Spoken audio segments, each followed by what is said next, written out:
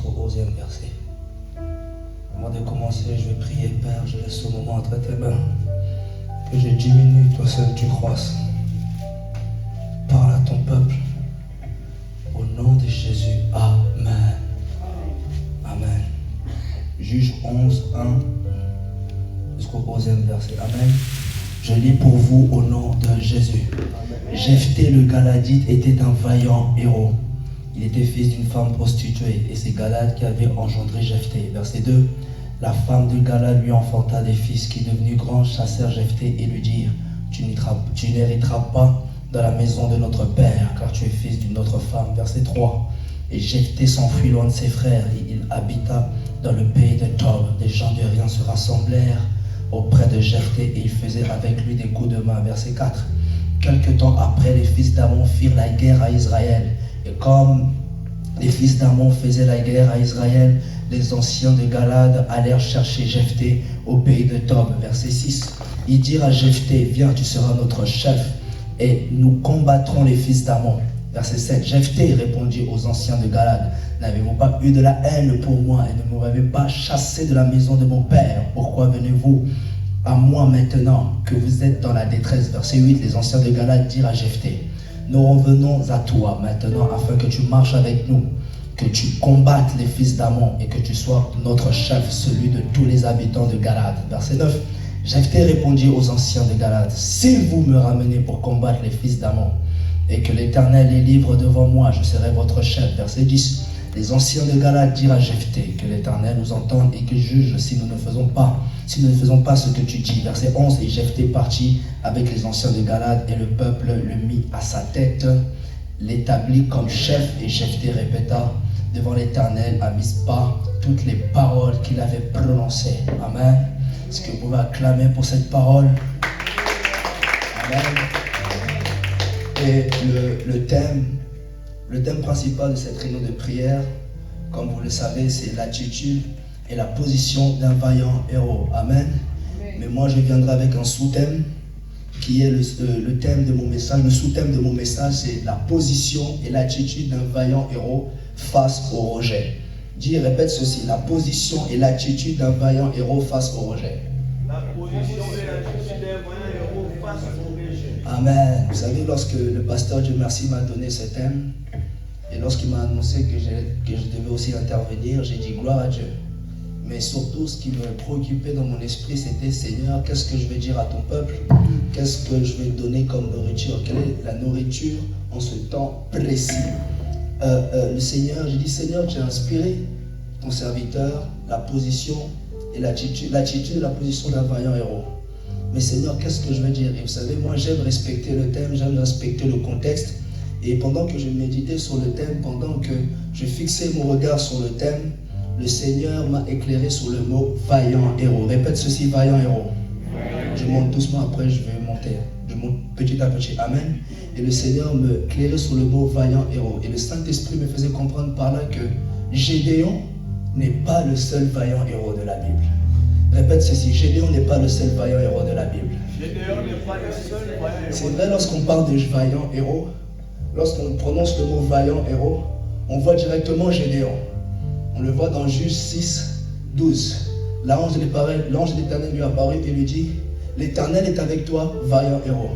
Parallèlement aussi, lorsqu'on parle dans le domaine de la foi, quand on parle du mot de la foi, on voit directement Abraham. Genèse 15, 6, la Bible dit: Abraham eut confiance à l'Éternel qui lui imputa en justice. Amen. Et Abraham qui est le père de notre foi, Abraham qui est la référence de la foi, mais Abraham n'est pas le seul grand homme de foi de la Bible, n'est-ce pas? Amen. Et vous savez, lorsque nous regardons dans Hébreux 11, Hébreux 11 nous montre tous les grands hommes de foi qui ont marqué le monde par leur foi. Je peux vous donner quelques exemples. C'est par la foi que Abel offrit à Dieu. C'est par la foi qu'Enoch fut enlevé. C'est par la foi que Noé divinement avertit des choses, etc. C'est par la foi que Abraham, lors de sa vocation, obéit et partit pour un lieu qu'il devait recevoir en héritage. C'est par la foi que Sarah, c'est par la foi que Isaac, c'est par la foi que Jacob, c'est par la foi que Joseph, Moïse, c'est par la foi que Rahab, la prostituée, etc. Et l'auteur de l'épître hébreu, dans ses récits historiques des hommes de foi, au verset 32 de Hébreux 11, il dit: Et que dirais-je encore, car le temps me manquerait pour parler de Gédéon, de Barak, de Samson, de Jephthé et de David et de Samuel, etc. Vous savez, Gédéon et Jephthé sont les deux seuls personnages dont la Bible affirme qu'ils sont des vaillants héros. Amen. C'est pourquoi le sous-thème de mon message, c'est la position et l'attitude d'un vaillant héros face au rejet. Amen. Dans mon introduction, je vais commencer par ceci. Il est possible d'être un vaillant héros et d'être rejeté au sein de sa famille. Il est possible d'être un vaillant héros et d'être rejeté au sein de son travail. Il est possible d'être un vaillant héros et d'être méprisé par ses familles. Tantôt, personne ne mise sur toi. Mais pourtant, tu es vaillant héros. Il est possible d'être un vaillant héros, mais personne ne croit en toi. Mais pourtant, tu es vaillant héros. Un vaillant héros peut être aussi négligé. Tu es vaillant héros, mais tu es aussi négligé. Cela peut arriver aussi. Ça peut arriver que tu es un vaillant héros et méprisé au sein de ta famille. La Bible dit dans Juge 11:1, Jephthé le Galadite était un vaillant héros. Un vaillant héros, mais méprisé dans sa nation. Un vaillant héros, mais méprisé de la maison de son père. Un vaillant héros, mais négligé à l'Israël. Tantôt, toi aussi, tu es négligé, mais tu es vaillant héros. Pourtant, la parole est sortie, on a dit que tu es vaillant héros. Je ne connais pas dans quel domaine dans lequel tu es négligé. Je ne connais pas dans quelle situation, là où tu es négligé, mais pourtant tu es vaillant héros. Je vais dire à quelqu'un, laisse-moi te dire, on te néglige aujourd'hui parce qu'on ne connaît pas encore qui tu es. On te néglige aujourd'hui au sein de ta famille parce que ta famille ne connaît pas encore qui tu es. Gédéon était un vaillant héros. Et vous savez, lorsqu'on regardait, Jephthé était un vaillant héros, pardon. Vous savez, lorsqu'on regarde Jephthé, tantôt de son présent, il n'y avait rien qui montrait qu'il était vaillant héros. Il n'y a aucun signe qui montre qu'il est vaillant héros. Tantôt, quand on te regarde aussi, il n'y a rien qui montre que tu es vaillant héros. Il n'y a rien. Vous savez, lorsque l'Éternel a dit à Gédéon, l'Éternel est avec toi, vaillant héros. Sur le moment, Gédéon n'avait rien. Sur le moment, Gédéon n'avait même pas encore combattu. Sur le moment, Gédéon n'avait même pas encore une armée. Sur le moment, Gédéon n'avait même pas encore livré aucun combat. Mais l'Éternel a dit, tu es vaillant héros. Je vais dire à quelqu'un, l'Éternel ne t'appelle pas par rapport à ce que tu es aujourd'hui. L'Éternel ne t'appelle pas vaillant héros par rapport à ce que tu es aujourd'hui, mais par rapport à ce que tu seras demain. Même si tu n'as pas de voiture, l'Éternel te dit, tu es vaillant héros. Même si tu n'as pas encore voyagé, aux yeux de l'Éternel, tu es vaillant héros. Même si tu n'as rien, Gédéon n'avait même pas encore livré une bataille. Gédéon n'avait même pas encore livré un combat. Gédéon n'avait même pas encore des armes en possession. Mais l'Éternel, lorsqu'il est venu, la Bible me dit, vaillant héros. Dis avec moi, je suis vaillant héros. Même si je n'ai livré aucun combat. Répète ceci, même si je n'ai livré aucun combat. Je suis vaillant héros. Même si je n'ai pas encore combattu. Je suis vaillant héros. Même si le monde ne m'a pas approuvé. Je suis vaillant héros. Amen. Tu es vaillant héros, même si tu n'as pas encore commencé ton ministère. Tu es vaillant héros, même si ton onction n'est pas encore apparue aux yeux du monde. Tu es vaillant héros, même si tu n'as pas encore cet argent entre les mains. Tu es vaillant héros. Que rien ne t'empêche de dire que tu es vaillant héros. Même si lorsque tu rentres ta main dans la poche, tu n'as rien. Tu es vaillant héros aux yeux de Dieu. Même si tu n'as pas encore de voiture, on se moque de toi aujourd'hui parce que tu es en transport. Tu restes et tu es vaillant héros. Je vais dire à quelqu'un, tu n'es pas ce que le monde dit que tu es. Tu n'es pas ce que ton oncle dit que tu es. Mais tu es ce que Dieu dit que tu es. Tu es ce que la parole de Dieu dit que tu es. Si l'Éternel t'a dit tu es vaillant héros, tu resteras vaillant héros. Même si le monde n'est pas d'accord, même si ta famille n'est pas d'accord, tu resteras vaillant héros. Jephthé était un vaillant héros. Que vous complotez contre moi ou pas, je resterai vaillant héros. Parce que c'est ce que Dieu m'a dit pour moi. Qu'est-ce qui compte, les paroles des hommes ou les paroles de Dieu? Alors je prends en considération ce que Dieu m'a dit. Même si vous ne croyez pas, je resterai vaillant héros. Amen. Tu es ce que la parole dit que tu es. Accepte ce que Dieu dit de toi. Ne doute pas ce que Dieu dit de toi. Même si lorsque tu vois ton présent, il n'y a rien qui montre que tu es vaillant héros. Accepte seulement ce que Dieu dit de toi. Un vaillant héros accepte ce que Dieu lui dit. Gédéon, tu n'as pas le choix d'accepter ce que je dis pour toi. Gédéon, je dis que tu es vaillant héros. Même si tu dis que comment cela se ferait, comment je délivrerai-je mon peuple? L'Éternel dit, va, je serai avec toi. Tu es vaillant héros, que le monde le veuille ou pas, la parole est sortie. Reçois cette parole et marche avec ça.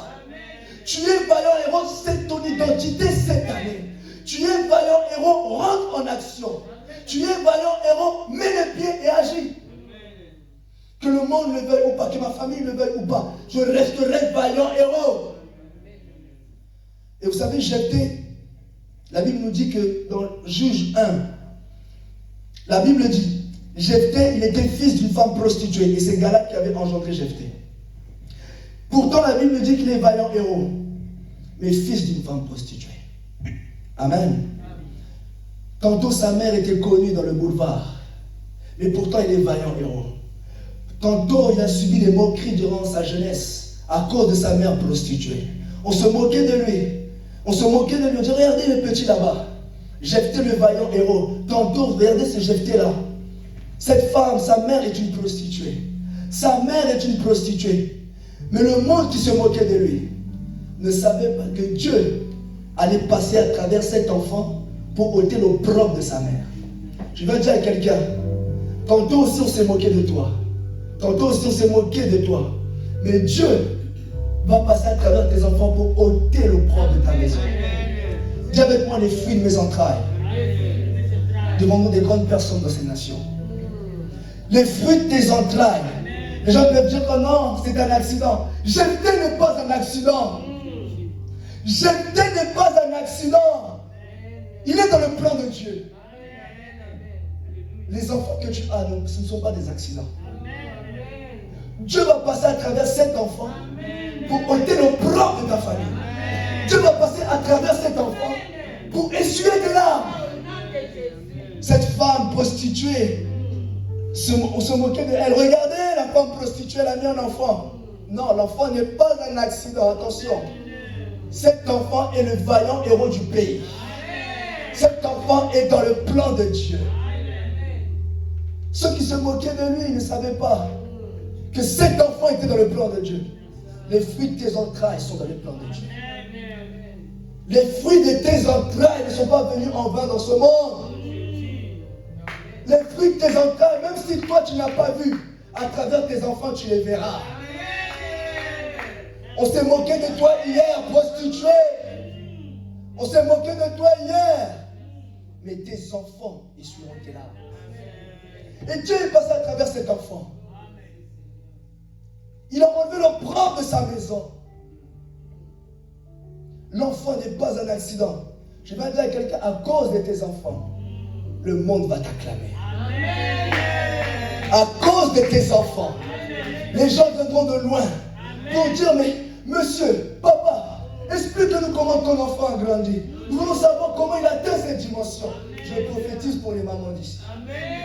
Je prophétise que tes enfants, les gens viendront de loin pour tes enfants. Jephthé a changé toute une génération. Laisse les gens dire que tes enfants sont rien. Laisse les gens dire que tes enfants sont bourriques. Laisse les gens dire que tes enfants n'ont pas d'avenir. Laisse, c'est Dieu qui connaît. Laisse le temps au temps. C'est Dieu qui connaît comment il va faire. Les mêmes personnes qui ont critiqué ta vie, les mêmes personnes qui ont critiqué ta maison, c'est les mêmes personnes que Dieu va utiliser pour changer leur langage. Vous savez, témoignage, beaucoup ont critiqué ma mère. Beaucoup. Ma famille a critiqué ma mère. À cause de la séparation de ma mère, elle dit, ma mère, ce sera fini. On va voir comment elle va élever ses enfants. Mais aujourd'hui, ma famille, quand ils voient comment ma mère m'a éduqué, ils remercient, ils acclament ma mère tous les jours. Elle est là, elle est témoin. Elle est là, elle est témoin. On s'est moqué d'elle. Lorsqu'il y a la séparation entre mon père et ma mère, on nous a donné une semaine. Les huissiers voulaient mettre dehors, mais Dieu a fait grâce. Et aujourd'hui, lorsqu'on voit l'éducation de moi et Méchac, le monde ne parle plus. Mais comment cela est possible? On a tout fait pour séparer entre lui et papa. Mais comment ces enfants ne sont pas dans le banditisme? Non, ces enfants sont entrés dans le plan de Dieu. Et je prophétise pour quelqu'un. Tes enfants sont dans le plan de Dieu. Que le monde ne veuille ou pas, tes enfants sont dans le plan de Dieu. Ah. Je prophétise pour quelqu'un. Dieu me l'a dit. Des gens viendront faire des interviews pour toi à cause de tes enfants. Amen. Les gens viendront t'interviewer. Pasteur, Dieu me explique-nous ta fille, comment ça s'appelle? Comment s'appelle tes Rosemary, je prophétise sur Rosemary. Rosemary, pasteur, explique-nous comment ton enfant a grandi. Les gens, les grandes chaînes de ce monde viendront t'interviewer pour tes enfants. Parce que Dieu me l'a dit cette nuit. Je l'ai dit aussi pour l'ancien. Les gens viendront de loin pour tes enfants. Parce que Dieu me l'a dit cette nuit. Est-ce que vous le croyez? Juge 11 de la Bible dit, la femme de Gala lui enfanta des fils, qui devenu grand et chasseur Jephthé et lui dire, tu n'hériteras pas dans la maison de notre père, car tu es fils de notre femme. La femme de Galad, qui était la femme légitime de Galad. C'est-à-dire que Galad avait déjà sa propre femme à la maison, mais il a eu un enfant avec une autre femme qui est Jephthé, la prostituée. Amen. Et la Bible dit, lorsque ses enfants sont devenus grands, ils chassèrent Jephthé et lui dirent, tu n'hériteras pas de la maison de mon père, car tu es fils de notre femme. Je vais dire à quelqu'un, le signe d'une grande personne, les signes des grands, celui qu'on rejette régulièrement. Faites attention aux personnes qu'on rejette régulièrement. Faites attention à celui à chaque fois qu'on combat, celui à chaque fois qu'on met à côté, celui à chaque fois qu'on rejette. Non, pas toi, pas toi. Les autres peuvent, mais lui ne peut pas. Ces personnes-là sont des choix de Dieu. Les signes des grands, c'est les personnes qui sont rejetées régulièrement. Quand toi tu es rejeté régulièrement, c'est un signe que tu es le choix de Dieu. Pour les autres, c'est possible, pour toi, c'est pas possible. Oh, pasteur, non, toi, c'est pas possible. On te met toujours à côté. Au travail, c'est toujours toi qu'on combat. C'est les signes que tu es le choix de Dieu. Amen. Faites attention aux personnes que vous rejetez tout le temps. Ces personnes sont les choix de Dieu. Et les frères de Jephthé l'ont chassé. Quitte. Sors. Pardon. Tu n'hériteras pas dans la maison de mon père. Pourquoi? Parce que tu es fils de notre femme. Jephthé n'a pas répliqué. La position et l'attitude d'un vaillant héros face au rejet. Premièrement, tu dois savoir ce que tu as. C'est-à-dire, tu dois savoir ce que Dieu a mis en toi. Face au rejet, Jephthé n'a pas répliqué. Jephthé n'a pas disputé. La Bible dit, il s'est enfui. Un vaillant héros. Si tu sais que tu es vaillant héros, même si on t'a fermé la porte, tu ne vas pas répliquer. Pourquoi? Parce que tu as la chose de Dieu. Celui qui a la chose de Dieu, même si on ferme la porte ici, c'est pas grave. J'ai la chose de Dieu qui est en moi. Cela va ouvrir une porte autre part. Vous ne m'acceptez pas ici, d'autres personnes vont m'accepter. Tu dois savoir ce que tu as. Et tu dois savoir ce que Dieu a mis en toi. L'Éternel a dit à Gédéon, va avec la force que tu as. C'est-à-dire que j'ai mis des choses en toi. C'est-à-dire que j'ai mis des capacités en toi que tu ignores. C'est-à-dire que j'ai mis la puissance de Dieu, ma puissance en toi. Vous savez, lorsque l'Éternel nous dit qu'il est vaillant héros, c'est-à-dire que l'Éternel a déposé des choses en nous. Que toi-même, tantôt, tu ne sais pas, mais tu vas les découvrir cette année. Amen. Tu vas découvrir ce que Dieu a mis en toi. Face au rejet, ne réplique pas. Laisse les gens te rejeter. Si tu sais que tu es vaillant héros, ce que Dieu a mis en toi, tôt ou tard, tu accéderas là où Dieu a voulu que tu accèdes. Tôt ou tard, un vaillant héros, lorsqu'il sait qu'il a la semence de Dieu, même si vous me bloquez aujourd'hui, demain je sais que ce sera ouvert pour moi. Amen. Jephthé n'a pas répliqué. Je vais dire à quelqu'un, si on ne reconnaît pas ta valeur aujourd'hui, si on ne reconnaît pas ta valeur au travail, d'autres personnes reconnaîtront ta valeur. Jephthé, on n'a pas reconnu sa valeur dans sa maison. Mais lorsqu'il est arrivé dans le pays de Tob, la Bible dit des gens de rien se sont réunis auprès de lui. Cela veut dire que là où vous ne m'avez pas accepté dans ma nation, d'autres personnes vont m'accepter. D'autres personnes vont croire à la grâce que Dieu a mis en moi. Amen. Jephthé n'avait pas accepté sa valeur. Jephthé, ses propres frères n'ont pas reconnu sa valeur. La Bible dit dans Juge 11:3, Jephthé s'enfuit de ses frères et il habita dans le pays de Tob. Des gens de rien se rassemblèrent auprès de Jephthé et ils faisaient avec lui des coups de main. Jephthé allait dans cette nation. La Bible, dans d'autres versions, on dit des hommes sans valeur. Lorsque les hommes sans valeur ont remarqué Jephthé, la Bible dit qu'ils se sont réunis auprès de Jephthé. Cela veut dire que là où tu n'es pas considéré, là où tu n'as pas eu de valeur, d'autres personnes auront de la valeur pour toi. Si d'autres n'ont pas accepté la grâce de Dieu qui est sur toi, d'autres personnes accepteront cette grâce-là. Parce que d'autres auront besoin de cette grâce-là. Si dans ta maison, on n'accepte pas ce que Dieu a mis en toi, d'autres personnes reconnaîtront cette grâce-là. Vous savez, je vais ouvrir une parenthèse. Je vais la fermer d'aussitôt. Vous savez, je vais dire une chose. Dieu ne permettra pas que tout le monde puisse voir ce qu'il a mis en toi. Je répète.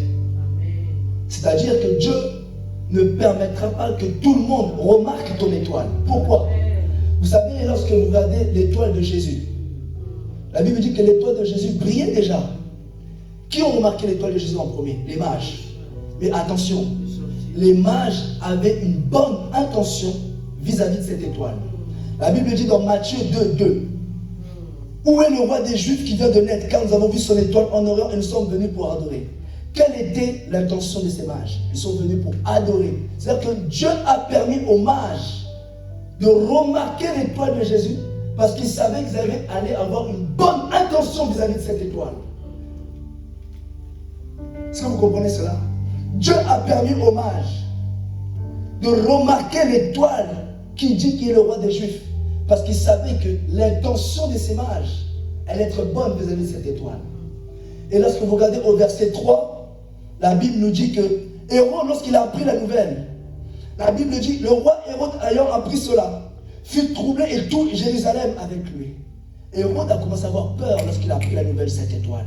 Et au verset 4, la Bible nous dit qu'il s'assembla tous, il rassembla tous les principaux sacrificateurs et les scribes du peuple, et il s'informa auprès du lieu où devait naître cette étoile. Hérode, à ce moment-là, l'intention d'Hérode n'était pas bonne. À ce moment-là, l'intention d'Hérode n'était pas bonne vis-à-vis de son étoile.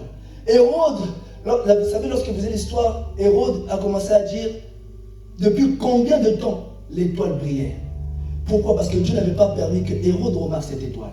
Si Hérode avait remarqué cette étoile au même moment que les mages, Hérode allait non seulement pas pour venir adorer avec les mages, mais pour tuer cette étoile. Cela veut dire quoi? Tout le monde n'aura pas la même réaction vis-à-vis de ton étoile. Tout le monde n'aura pas la même réaction, le même cœur vis-à-vis de ton étoile. Il y a d'autres qui viendront avec le but de te tuer. Ça, c'est Hérode. Mais il y a d'autres, qu'on appelle les mages, qui viendront avec le but pour te bénir. La Bible dit que les mages sont venus, lorsqu'ils ont vu cette étoile, ils se sont prosternés, ils ont commencé à adorer, ils ont apporté un trésor, l'encens, du myrrhe et de l'or. L'encens, du myrrhe et de l'or. Amen. C'est-à-dire qu'il y a des gens, lorsque Dieu va permettre qui remarquent ton étoile, il y a de ces personnes qui viendront t'aider, qui viendront te pousser, te booster à cause de l'étoile que Dieu a mis en toi. Amen. Amen. Ce n'est pas tout le monde qui aura la même réaction vis-à-vis de ton étoile. Amen. Amen. Je vais dire à quelqu'un, si tu n'es pas valorisé dans ton pays, si tu n'es pas valorisé dans ta famille, Dieu va te valoriser. Dieu va te valoriser. Même si tu n'es pas valorisé dans une nation, les États-Unis vont te valoriser. Même si tu n'es pas valorisé en France, la Belgique va te valoriser. Amen. Et la Bible dit dans Juge 11:4, quelque temps après, les fils d'Ammon firent la guerre à Israël. Et comme les fils d'Ammon faisaient la guerre à Israël, les anciens de Galade allèrent chercher Jephthé au pays des temps. Quelque temps après, je vais dire à quelqu'un, laissez le temps au temps. Laisse le temps au temps. Ils comprendront qui tu es. Laisse le temps au temps. Ils comprendront ce que Dieu a mis en toi. Laisse le temps au temps. Ils comprendront la grâce de Dieu qui a mis sur toi. La Bible dit, quelque temps après, les fils d'Ammon firent la guerre à Israël. Ils avaient déjà chassé l'homme qui devait les délivrer de la guerre. Et lorsqu'ils ont compris cela, la Bible dit qu'ils sont partis chercher Jephthé. Ils ne sont pas partis chercher Matthieu. Ils ne sont pas partis chercher Judith. Ils sont partis chercher Jephthé. Je vais dire à quelqu'un, l'attitude d'un vaillant héros. Deuxièmement, ce qui est à toi reviendra toujours à toi. Amen. Ce qui est à toi reviendra toujours à toi. Amen. Même si on t'a écarté, cette place de chef-là te reviendra. Même si on t'a écarté, ce trône-là te reviendra. Même si on dit que tu es trop jeune, ce trône-là te reviendra. Même si on dit que l'âge est déjà passé, ce trône-là te reviendra. Amen. Voilà pourquoi je dis, si vous combattez votre Moïse, qui va vous délivrer de l'Égypte? Si vous combattez vos Joseph, qui va vous sortir de la famine en temps de crise? Si vous combattez Gédéon, qui va vous délivrer des Madianites? Qui va vous délivrer des Madianites? Qui va vous délivrer de l'Égypte si vous combattez votre Moïse? Qui Si vous combattez votre David, qui va vous faire tomber Goliath? Vous combattez celui qui a la clé pour votre bénédiction. Vous combattez celui qui peut vous aider demain. Vous combattez celui qui peut vous introduire dans la royauté. Ne combattez pas les sources de bénédiction. Dieu a dit à Abraham, je bénirai ceux qui te béniront, je maudirai ceux qui te maudiront. Ne combattez pas les sources de bénédiction. Amen. Les anciens de Galate, pour terminer, les anciens de Galate allaient chercher Jephthé au pays de Tom. Ils dirent, Jephthé, viens, tu seras notre chef et nous combattrons les fils d'Ammon. Amen. Ce qui est à toi reviendra toujours à toi. Jephthé, vous savez, ce n'est pas Jephthé qui a demandé la position d'être chef. Mais les mêmes personnes qui l'ont combattu, ils ont dit, viens, tu seras notre chef. Les mêmes personnes qui t'ont combattu diront, c'est toi qu'on a besoin. Les mêmes personnes qui t'ont écarté, ils reconnaîtront en temps de guerre que c'est toi réellement qu'on a besoin. Amen. Dieu est passé à travers ses frères et les anciens des Galates pour établir Jephthé chef. Vous savez, les voies de Dieu sont insondables. On ne comprend pas comment Dieu travaille, mais il travaille. Tantôt Jephthé s'est dit, mais comment un jour je pourrais être chef d'Israël? Mais Dieu est passé à travers. C'est les mêmes personnes qui l'ont combattu. Ils l'ont établi chef. Je vais dire à quelqu'un, Dieu t'établira là-bas d'une manière dont tu ne comprendras pas. Amen. Troisièmement, pour terminer, la position et l'attitude d'un vaillant héros face au rejet. Troisièmement, laisse Dieu t'établir. Gédéon ne s'est pas établi. Laisse Dieu t'établir. Laisse Dieu t'établir. Ne force pas les choses. Si tu as la chose de Dieu, laisse Dieu t'établir. Gédéon ne s'est pas établi. Laisse Dieu t'établir. Écoutez la réponse de Jephthé. Au verset 7, Jephthé répondit aux anciens de Galate, n'avez-vous pas eu de la haine pour moi et ne vous pas chassé, et m'avez-vous pas chassé de la maison de mon père? Pourquoi venez-vous à moi maintenant que vous êtes dans la détresse? Verset 8, les anciens de Galate dirent à Jephthé, nous revenons à toi maintenant afin que tu marches avec nous et que tu combattes les fils d'Ammon et que tu sois notre chef, celui de tous les habitants de Galate. Alléluia. Verset 9, Jephthé répondit aux anciens de Galate, si vous me ramenez pour combattre les fils d'Ammon et que l'Éternel les livre devant moi, je serai votre chef. Verset 10, les anciens de Galate dirent à Jephthé, que l'Éternel nous entende et qu'il juge si nous ne faisons pas ce que tu dis. Et Jephthé partit avec les anciens de Galate et le peuple le mit à sa tête et l'établit comme chef. Et Jephthé répéta devant l'Éternel à Mispa toutes les paroles qu'il avait prononcées. Amen. Jephthé est retourné dans sa nation en tant que chef. Tu ne comprendras pas comment Dieu va t'établir, mais il va t'établir. Comme une blague, Dieu va t'établir. Tu ne comprendras pas. Tu n'as même pas pensé. Tantôt tu as fait des calculs, c'est pas comme ça. Dieu ne va pas t'établir en fonction de tes calculs. David n'avait pas calculé comment il allait être établi roi en Israël. Il est en train de paître les brebis. Il ne s'imaginait même pas comment je vais devenir roi en Israël. Laisse Dieu t'établir. Tu es vaillant héros. Laisse Dieu t'établir. Amen. Pour terminer, la position et l'attitude d'un vaillant héros. Premièrement, tu dois savoir ce que tu as. C'est-à-dire, tu dois savoir ce que Dieu a mis en toi. Amen. Deuxièmement, ce qui est à toi reviendra toujours à toi. Troisièmement, laisse Dieu t'établir là où il a pourvu qu'il t'établisse. Amen. Que Dieu bénisse cette parole dans le cœur. Au nom de Jésus-Christ de Nazareth. Pour mon hôtel, on va prier.